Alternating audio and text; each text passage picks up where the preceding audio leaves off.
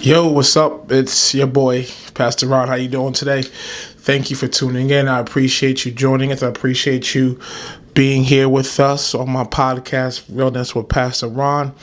If you're watching on YouTube, thank you. In your car, on your phone, that podcast, thank you very much as well. I pray that you're blessed by the time that you're out of here. Also, I want to give a shout out to my number one fan, Ronnie Stevenson. He's always listening, critiquing me, supporting. I appreciate him a lot. So I want to give him a shout out to all those that share, post. Ricky, I see you as well. I thank you, man. It means a lot to me, man. It means a lot, the support that you guys give, man. It's free, man. It's free. It's free to share. It's free to listen. So you ain't got no excuse to not do it. So but today I'm gonna talk about something, and I'm gonna get right into it. I'm gonna talk about trusting God. This is something that I had to learn through experience. Certain things in God, certain things in life, you're able to sit there and read a textbook or learn from someone else's experience, where you can learn from a testimony or a story, and through that you're able to gather information and develop a position or an approach to something. However, trusting the Lord, such as many things that we found in God, cannot just be learned through scripture. You can't figure it out through reading a textbook. A lot of things that God wants to share with you requires a level of revelation and a level of experience. That I could hear about things in the Bible forever, but until I have to cross it myself, I won't fully learn it, And I think trusting the Lord is something that I'm still learning how to do effectively, and B, I'm learning through life. Life is, I think, is the best teacher, and God often uses our experiences to learn more about Him and for us to reveal things about Him, because serving God requires a level, once again, of revelation, right? Revelation is not creation, which means that the information and the things that I gathered through revelation is not anything new. It's just new to you. It's just has not been exposed to you as of yet. So it's like, think about let's think about you go to a show, a Broadway show, and there's someone standing behind the curtains, and they are revealed to you once the curtain goes up, right? That once the curtain goes up and you see that person revealed to you, they were there their entire time. It just required a level, or it required the curtains to be open for them to be exposed. So that's the same thing about God. These things that God want to teach us have always been there, are always there. But sometimes it takes experience, it takes trial and error for us to really learn about people and to acquire this information that's always been there the entire time. So it's important for us to make sure we gain a level of revelation. I'm not downplaying the need for information through studying the scripture, through reading books, through conversations, through Bible study, through podcasts like this one. These things are important as well. But this cannot be your primary source of learning about God. The primary source is through revelation. It's basically through experience. And God says, the reason why you're going through this difficult season, because I want to teach you about something, right? And that's the one thing I want to emphasize when we talk about trusting God. Because again, I've learned how to trust God, or I am learning how to trust God through my life experience. One I think the best example for me, and the one thing I always think about when it comes to trusting God, is how I became a pastor, right? So, for those of you who don't know my background, I was born and raised in Jersey City, New Jersey, up north of Jersey. I always tell folks, right where the tunnel is, that's where I grew up, right in that particular city. And after I met my wife and we got married, we decided to move down here. I joined a church called Rhema International Ministries, and I was there for a long time, where I served, and I was there, and I learned so much. I'm very grateful for my time there, but it got to a place in my life where I had to leave, and I was like, God, I know it's time for me to go, but I'm not ready to go. One of the reasons why I didn't want to leave is because I'm loyal. It was a growing church, and it was something that I wanted to make sure I was there to help support their vision. I believed in the vision. And I did what I can in order for me to help to be there for them. So I felt guilty leaving. And I think low key, I was also comfortable there as well. So when God said it was time for me to leave, and I was like, I kind of dragged my feet. I said, God, I'm not ready. And the reason, and come to find out, one of the reasons why I dragged my feet is because I didn't trust God. Because God told me it was time to leave, and it took, I want to say, almost a year for me to actually leave. And I say the reason why I didn't leave also because I didn't trust God was because of the fact that by nature, your boy Pastor Ron is a control freak. And when I say I'm a control freak, I love details. I love information. I love the why. I love the what's next. I love the, what if I do this, this will happen. I like doing experiments in a controlled environment. I like predictability. That's why I love. I always I teach leaders, I love to cite the McDonald's model and how McDonald's became so successful because they were able to replicate their model all across the world, and they were probably one of the first companies that could do that. So if I go to a McDonald's in Indiana and I go to and get a Big Mac, and I go to a McDonald's in Philadelphia, I could expect the same type of product. And I love that. I love that predictability. So the real reason the main reason why I did not leave was because I was like, yo, God, if I leave, what's going to happen next? Right? And God was not showing me that. God was saying leave. God was saying go. And I'm like, yo, God, okay, I'll go, but you got to tell me what's going to happen next. So I sat there and I dragged my feet, literally, I think it was like a year. My wife was upset. She felt the same tug, but being a great wife, she was waiting on me to make the move, and being a supportive wife, she's like, Ron, listen, I'm waiting for you to make the move. Meantime, just serving, giving, being there, showing up, doing what we have to do, but knowing that our time has expired. But it's like, God, I'm comfortable here. God, I need to know some details. And then God revealed to me, God said, listen, do you trust me? I said, yeah, God, I trust you. But then he said, if you trust me, why do I have to show you what's next? You could just leave. That makes sense. Trust is moving or jumping without a parachute and trusting that God is going to catch you. Trusting is, leaving your job. Trusting is doing all these things and not knowing what's on the other side.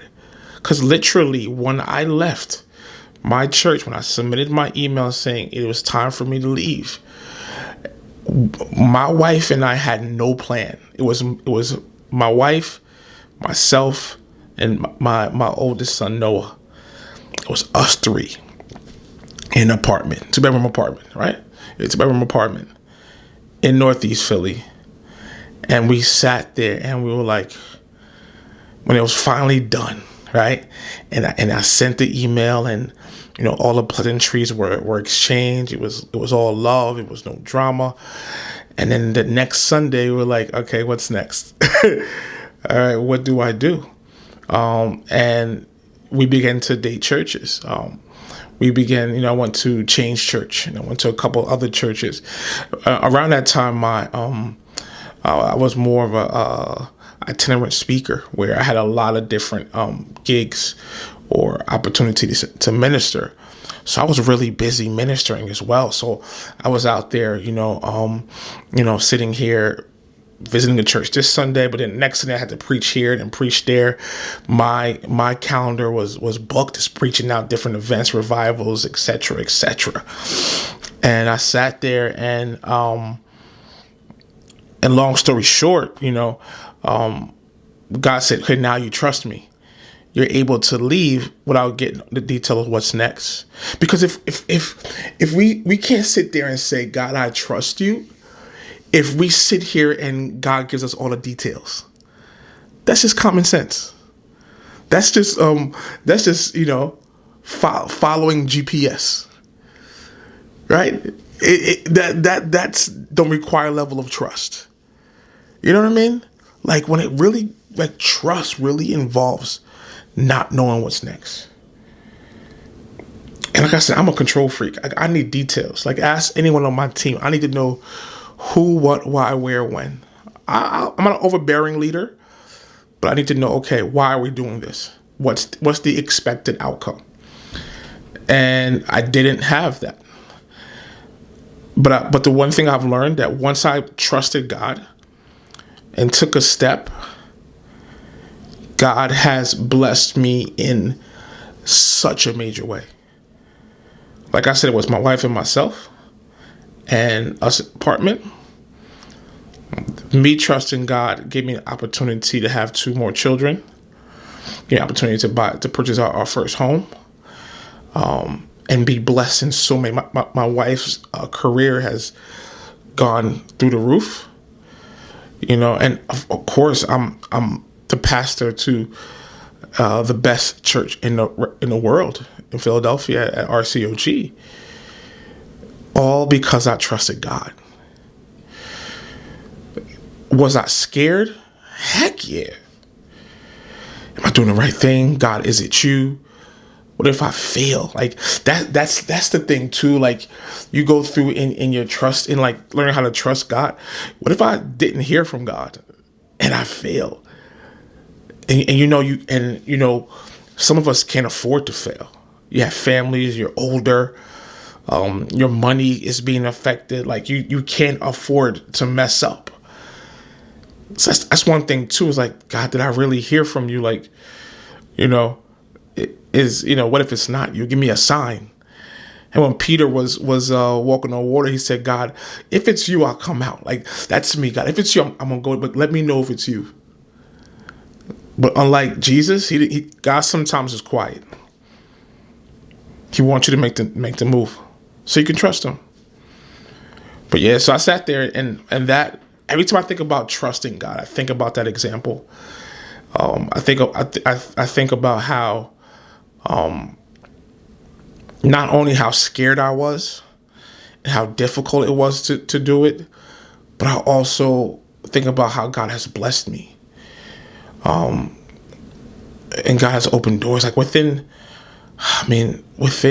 months, from not having any plan, any church home, any direction, just, hoping for the best and trusting God, to, someone reaching out to me and saying, listen, you are the one that God has told me to take over this church, and that we're willing to ordain you, and we'll trust you and give you the keys of the church. And, fast forward, years later, we're still here, man. It's like, I think I think it's 3-4 years, man, of doing this. Like, like it's, I was thinking the reason why it's so hard to remember time is because of the pandemic. It just kind of like wiped away so much. But then God is showing me that the reason I want you to trust me, because you're going to need to trust me to go on this path I'm taking you. Like, to lead a church in the middle of a pandemic, to keep the church doors open, to figure out what to do as church numbers dwindle, to continue pushing forward. It requires a level of trust in God. Because I'm going to be honest with you. I'm going to be transparent. Like, the only reason why I'm still able to go through this as a pastor right now in 2023 is because I trust God. Everything around me is telling me to give up. Everything around me is telling me to quit, shut the church doors down, merge, figure something. Everything around me is telling me to give up. And it has crossed my mind, but I always circle back to this: God, I trust you. So it's impossible for you to fully serve God and not trust him. You know what I'm saying? And part of the problem is, especially in this, I heard this term before, and it's truly so accurate. We're living in a generation of reason where I'm educated, I'm smart. If it doesn't make sense to me, I'm not going to do it. Right? Which is cool. There's nothing wrong with that. I'm a rational person as well. I like to reason and use my noggin when I try to decide things. But a lot of it is the reason why we can't trust God is because our faith is not in the devil, the faith is in ourselves. Like, we sit here and just trust ourselves too much that we don't give room for us to trust God and for God to do his thing. You know what I mean? Like, we sit here and we're so focused on what we can do, the power that we have, the intelligence that we have, that we fail to be at a place where we can sit here and say, I trust God. So oftentimes the biggest culprit and the biggest obstacle for us to trust the Lord is us. Because what we also do is that we want to pick and choose when and where we trust the Lord. Well, God, I'm doing well in my career. I'm making $200K a year. I got this, but I need help with my mom. God, when it comes to my health, I go to the gym, I work out. Listen, God, I eat right. I do intermittent fasting. I'm in great shape. Blah, blah. I don't need you for my health, but God, I need you to help me get through school. So we tend to try to trust God in our areas of weakness. But fully trusting God is trusting God not only where we're weak, but also where we're strong. You know what I'm saying? The trust God is saying, God, in this area where I feel like I'm comfortable in, but I'm still going to trust you in it. Because until we're able to fully commit to God and to trust the Lord, we can't really see his full potential, which then means we can't see our full potential in him. Because we can only get to our full potential is when we're at a place with God. So trust is needed, man. And it's a constant learning process, because sometimes I catch myself leaning on my own power and my own understanding. But the trust that God is seeking from us is for us to be at a place where we sit here and say, God, listen, man, you do it.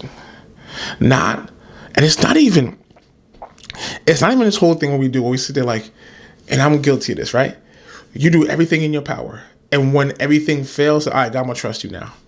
Not like, like people say, like, God is not a spare tire that when everything else fails, you come to God. Trusting in God should be your default.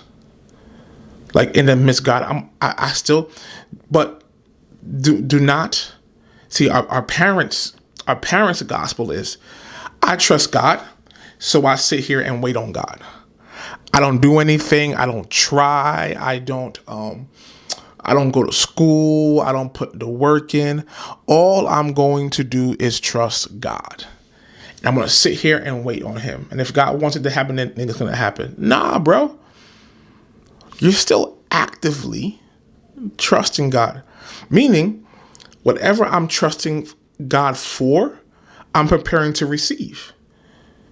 I'm single. I say, God, I'm trusting that by the end of 2023, I will be married. You know what I'm doing? I'm picking out venues. I'm saving money. I'm fixing my credit. I'm on Tinder. I'm on Christian Mingle. You know what I'm saying? I told my church the other day, like, if you say that believing in God for a man of God, you make sure you get your clothes decent. You go to Fashion Nova. It's not that expensive. You go to Shein. Ain't that expensive. You make sure you take care of your wig. Make sure you look a certain way. Fellows, you take care of yourselves as well. Because God is saying, okay, let me, like, what are the fruits? What is the evidence that you trust me? It's preparing for what you're praying for. It's preparing that God's going to come true. God, I trust you.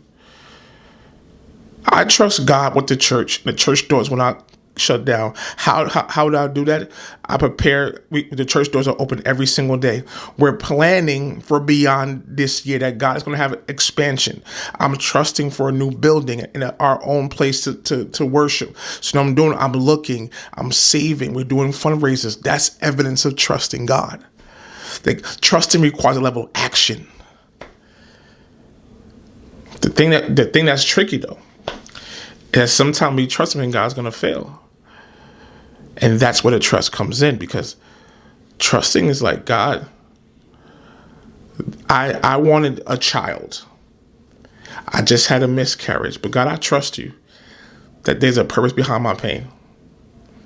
That I trust you that maybe not this year, but I trust you, God, in your perfect timing, you will get to a place and I will have a child. Scary, but true. Like it because God sees what we don't see. It reminds me when I was again in my marriage, and we sat here and we were getting ready. We were young newlyweds, and we wanted to have a baby. I think I shared this with someone. So they wanted to have a baby. So we said, let's try to have a baby, So we did the thing. And eventually my wife got pregnant. And when she got pregnant, we were excited. We had a name. We swore it was a boy. We were going to call him Christian. So she went to a doctor's appointment. And when she went to a doctor's appointment, she was at a point where they created her file, I guess you would put, her record. And it was like, she's pregnant. Her due date is May 23rd, 2012. We had a date, all that stuff, excited, planning. And then she went to the doctors one day, and the doctor said that, hey, I hate to inform to you that you're actively having a miscarriage. So you can either have us, help you with it, or you could just allow it to pass on its own. And for those that have experienced that, that's a really devastating and tough thing to go through. And went through it, and it was tough, because we felt like, God, Ron preaches for you. I give. We do things the right way. Like, why, is this happening to us? Fast forward, sometime later, my mom passed away as well, early in our marriage. And my mom passed away on May 23rd, 2012. The same exact day my wife was due. So when that happened, and we thought back like, yo, God is God. We were upset with God because we said, God, why can we have a baby at this time? But God knew a year later, 9 months later, that was going to happen, and how difficult, it would be, harmful to our baby to have such a traumatic event occur. how tough it would be for me to have a wife in the hospital, possibly having to console my family or going through the death of my mom. So that's a level of trust like God. This is not what I wanted. This is not fair. But at the end of the day, I'm going to trust you. So I want to encourage you, man, to trust God, because that will allow you to see your full potential in Him. It does not mean that you're going to always have things your way. But trust lets you know that God is in control, that God has a plan. I hope this blesses you. As you talk about it, kind of blessed me. I got, a little emotional a little bit, you know what I mean? But it was definitely, thank you for listening. Don't forget to like it. Don't forget to subscribe. Don't forget to share all that good stuff. Drop this in your chat, man, and slide into my DMs. Tell me what you think. I pray it blesses you. God bless you, man. I love you. I'll take care. Have a good one.